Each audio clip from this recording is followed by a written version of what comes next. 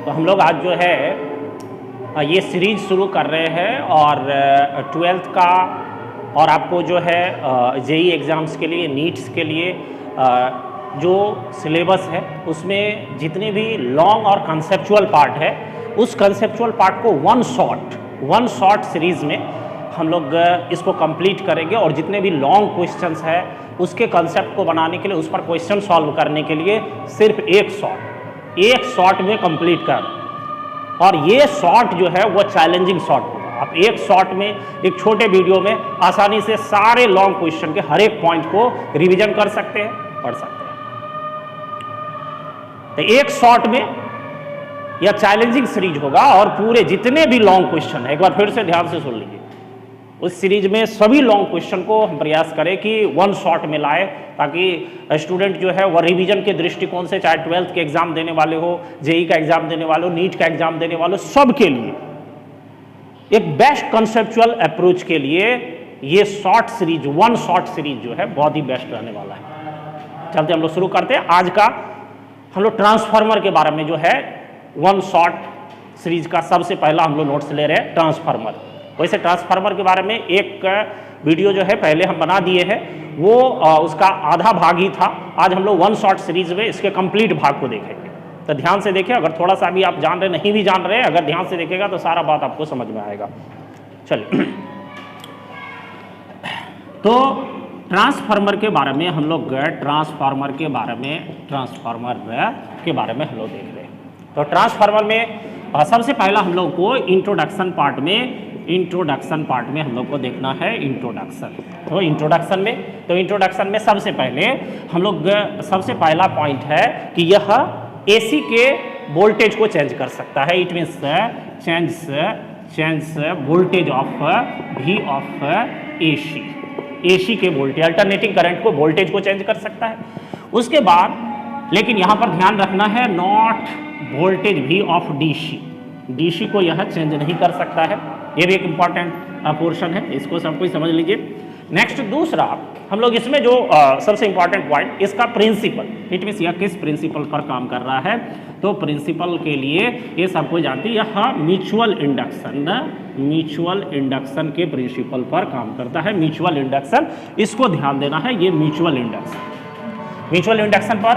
और उसके बाद म्यूचुअल के बाद हम लोग इसमें दूसरा टर्म अगर देखते हैं फिर कि इसके टाइप्स के बारे में, तो टाइप्स में सबको यह जानने की दो टाइप्स का यह होता है।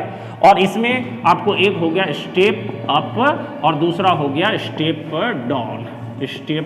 यह डाउन, स्टेप डाउन और स्टेप अप, दो ट्रांसफार्मर। उसके बाद हम लोग फिर इसके सीरीज में टाइप्स में देख लिए, इंट्रोडक्शन में। दूसरा हम लोग अब इसके कंस्ट्रक्शन के बारे में अगर बात करते हैं तो कंस्ट्रक्शन में देखिए, कंस्ट्रक्शन में तो सबसे पहला इसके कंस्ट्रक्शन में तो पॉइंट आ गया laminated core. It means laminated core, जो कच्चे लोहे का आयताकार या गोलाकार मुड़ी हुई लेमिनेटेड कोर होती है। और उसके बाद इस पर लिपटा हुआ जो क्वाइल है, इट मीन्स क्वाइल, तो क्वाइल जो है या म्यूचुअल इंडक्शन के सिद्धांत पर काम करती है। तो क्वाइल निश्चित रूप से इसके लिए कितना चाहिए, दो। और दो क्वाइल में एक हो गया प्राइमरी क्वाइल और दूसरा हो गया आपको सेकेंडरी क्वाइल। प्राइमरी क्वाइल और सेकेंडरी क्वाइल देख रहे। तो प्राइमरी क्वाइल और सेकेंडरी क्वाइल, तो यहाँ पर कंस्ट्रक्शन के साथ अगर फिगर भी दे दे तो ये आपको सबसे पहला जो हम लोगों को ए में, अगर ये हम लोगों को हो गया कोर, और कोर में ये भाग देख ले कम टर्न्स और थिक वायर, और दूसरा हो गया फिर तुमको अधिक टर्न्स पतले वायर। यह हो गया आपको स्टेप अप। ऐसा क्यों, ये हम लोग आगे भी वीडियो में देखेंगे।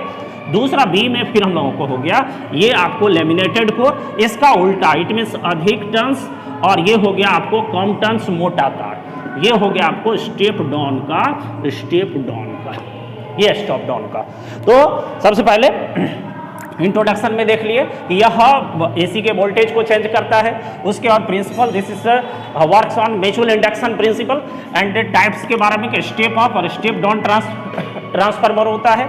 और कंस्ट्रक्शन की हम लोग बात करें तो कंस्ट्रक्शन में सबसे important part this laminated core और इसके क्वाइल, इट मीन्स जो क्वाइल होता है, क्वाइल में प्राइमरी क्वाइल और सेकेंडरी क्वाइल, और इसके जो कंस्ट्रक्शन के साथ साथ फिगर में, तो फिगर को समझने के लिए ये इसका लेमिनेटेड कोर और कोर पर लिपटा हुआ जो वायर है एक थिक वायर और कम टर्न्स, और नीचे अधिक टर्न्स और थिन वायर। इट मीन्स पतला तार और अधिक टर्न्स, ये स्टेप अप ट्रांसफार्मर के लिए, और उसके साथ इसका उल्टा हो गया स्टेप डाउन ट्रांसफार्मर। ऐसा क्यों, ये हम लोग आगे देखेंगे ट्रांसफॉर्मेशन रेशियो।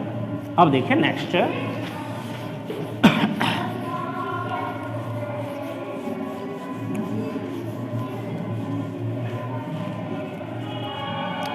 फिर आगे ध्यान से समझिए, हम लोग इंट्रोडक्शन कंस्ट्रक्शन के बाद फिर इसके वर्किंग, इट मीन्स यह कैसे काम करता है, वर्किंग के बारे में हम लोग बात करते हैं। वर्किंग, तो वर्किंग में प्रिंसिपल तो वही है म्यूचुअल इंडक्शन।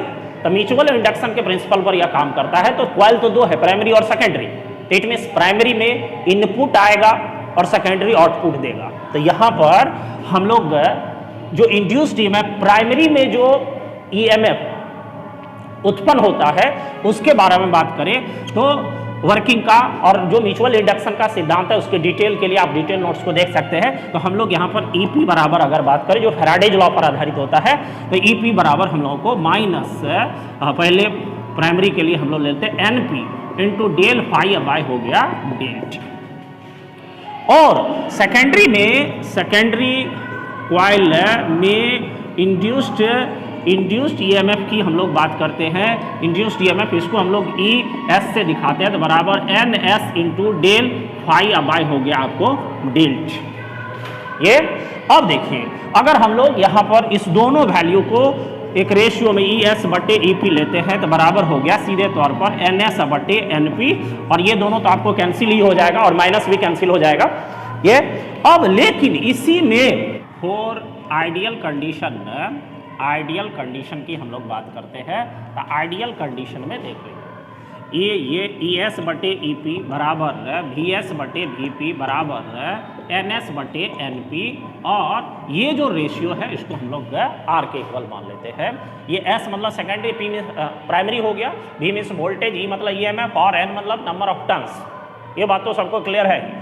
उसके बाद यहाँ पर अब रहा कि हम लोग स्टेप अप ट्रांसफार्मर के लिए बात करें तो ट्रांसफार्मर के लिए, तो स्टेप अप ट्रांसफार्मर में जो सेकेंडरी होगा उसका नंबर ऑफ टर्न्स अधिक है और पतला तार है, तो इसका हम लोग ऊपर वाला वैल्यू बड़ा है, तो it means R is greater than 1। और स्टेप डाउन की हम लोग बात करें, स्टेप डाउन की, तो इट मीन्स यह हो गया आर इज लेस देन 1। ये हम लोग को स्टेप अप स्टेप डाउन का आर का अलग वैल्यू हो गया। अब हम लोग इसी में फिर आइडियल ट्रांसफार्मर लेते हैं, आइडियल ट्रांसफार्मर। तो आइडियल ट्रांसफार्मर के बारे में हम लोग बात करें, आइडियल ट्रांसफार्मर का, तो आइडियल ट्रांसफार्मर में क्या है कि जो प्राइमरी और सेकेंडरी कॉइल है उसमें जो इनपुट पावर होगा, इट मीन्स प्राइमरी को जो हम लोग पावर दे रहे हैं, एनर्जी दे रहे हैं, वो सेकेंडरी से प्राप्त दोनों आपस में बराबर, it means V S into I S, ये पावर के लिए फार्मूला हो गया, बराबर हो गया V P into I P, दोनों आपस में बराबर होगा। तो हम लोगों को ऐसा ट्रांसफार्मर जो है वह आइडियल ट्रांसफार्मर कराएगा। अब उसके बाद हम लोग नेक्स्ट फिर देखते हैं इससे रिलेटेड नेक्स्ट टर्म। तो नेक्स्ट टर्म हम लोगों को फिर हो जाएगा अब इसके इफिशियंसी से, इफिशियंसी, तो efficiency is denoted by eta, denoted by ईटा, तो ईटा से डिनोट किया जाएगा। तो इसके लिए ईटा के लिए फॉर्मूला हो गया कि output power, output power, output power, और बाय हो गया तुमको input power, input power. It means कहने का मतलब हो गया कि आउटपुट है V S into I S बटे हो गया V P into I P. ये अगर इसी को परसेंटेज में दिखाएंगे ईटा परसेंटेज में, तो V S into I S बटे हो गया V P into I P और इंटू 100%, अगर यह हम लोग एफिशिएंसी परसेंट। अब देखिए इसी के आधार पर कि आइडियल ट्रांसफार्मर के दोनों बराबर होता है, तो आइडियल ट्रांसफार्मर की efficiency it means eta of हम लोग कह सकते हैं आइडियल ट्रांसफार्मर, आइडियल ट्रांसफार्मर, तो आइडियल ट्रांसफार्मर की एफिशिएंसी सूत्र से ही स्पष्ट है, कितना हो जाएगा 100%। लेकिन प्रैक्टिकली ऐसा पॉसिबल नहीं है कि 100% आइडियल ट्रांसफार्मर की एफिशिएंसी हो जाए, तो इस स्थिति में प्रायः यह 100% से नीचे होता है, ये हम लोग को आइडियल ट्रांसफार्मर। अब रहा तो नीचे होता है, तो इसका मतलब हो गया कुछ ना कुछ एनर्जी लॉस भी कर रहा होगा ट्रांसफार्मर, तो इट मीन्स एनर्जी लॉस यह कैसे करता है, ये हम लोग को इंपॉर्टेंट टर्म है। तो अब रहा एनर्जी लॉस, ट्रांसफार्मर में जो एनर्जी लॉस होता है, तो एनर्जी लॉस की हम लोग बात करें, एनर्जी लॉस, तो एनर्जी लॉस में देख लीजिए, इसमें जो वायर प्रयोग होता है, इट मीन्स कंडक्टेंस प्रयोग होता है, जिस तार का वो कॉपर है उसकी कुछ न कुछ रेसिस्टेंस होगी, तो वो जो लॉस करेगा एनर्जी का कॉपर लॉस के बाद फिर हम लोग कह सकते हैं flux loss due to flux loss के बाद फिर इसमें हम लोग कह सकते हैं copper loss, flux loss, hysteresis loss, eddy current loss हो गया, एडी करंट लॉस। तो एडी करंट लॉस के रूप में एडी करंट लॉस से बचने के लिए ही जो ट्रांसफार्मर के कोर है उसको लेमिनेटेड बनाया जाता है, क्योंकि इसमें हम लोग कह सकते हैं कि जो हीट एनर्जी उसके रूप में एनर्जी का लॉस होता है। उसके बाद हिस्टेरेसिस लॉस हो गया, हिस्टेरिसिस लॉस, इट मीन्स जो आपका कॉइल है वह बार बार चुंबकित विचुंबकित होता है, तो उसके कारण हिस्टेरिसिस लॉस होता है। उसके बाद जो कॉइल है वो बार बार चुंबकित विचुंबकित होने के लिए कंपित होता है, और कंपन इट मीन्स एक सौंड है, तो सौंड के रूप में जो एनर्जी का लॉस होता है इसको कहते हैं ह्यूमिंग लॉस हो गया, ह्यूमिंग लॉस, ये आपका लॉस हो गया। और उसके बाद लॉस के बाद फिर इसका यूजेज, तो यूजेज जो है वह जैसे ट्रांसफार्मर पावर हाउस के पास जो अत्यधिक शक्ति के हम लोग को एसी का उत्पादन होता है, तो उसको दूरस्थ स्थानों तक भेजने के लिए ट्रांसफार्मर का उपयोग किया जाता है। तो वहाँ जो ट्रांसफार्मर होता है वह ट्रांसफार्मर हम लोगों को जो एसी के करंट है, एसी जो है उसको दूरस्थ स्थानों तक भेजने के लिए प्रयोग किया जाता है। और इस यूजेज के बारे में डिटेल से कि कैसे दूरस्थ स्थानों तक पावर हाउस के पास जो विद्युत का उत्पादन होता है उसका दूरस्थ स्थानों तक भेजने के लिए कैसे ट्रांसफार्मर काम करता है, उसको समझने के लिए एक जनरल नॉलेज का भी टर्म है, उसको हम लोग एक अलग से जनरल नॉलेज वाली वीडियो में देखेंगे, वैसे यूज में इसको आप देख सकते हैं। धन्यवाद।